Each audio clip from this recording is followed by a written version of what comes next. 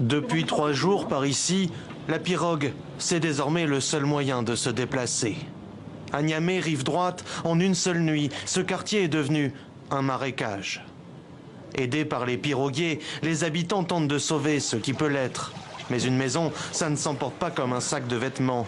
Et leurs efforts pèsent bien peu face à l'inexorable. J'ai 40 ans et de toute ma vie, je n'ai jamais vu cette situation. Il y a trop d'eau.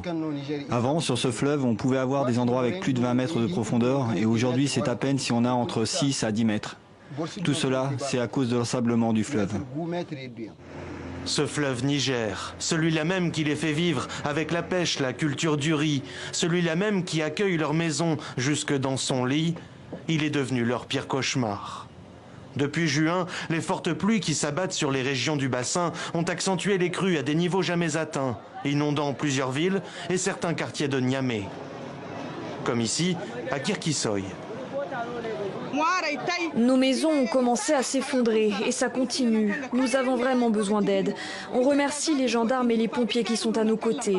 On a tout perdu.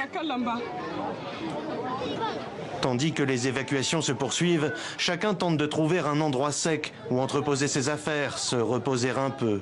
Ici, on connaît ces habituelles crues du mois d'août, mais ce débordement inédit depuis 3 jours sème la stupéfaction. Il n'y a plus rien. Alors où on va aller? J'ai passé toute ma vie ici. Je n'ai jamais vu une situation pareille.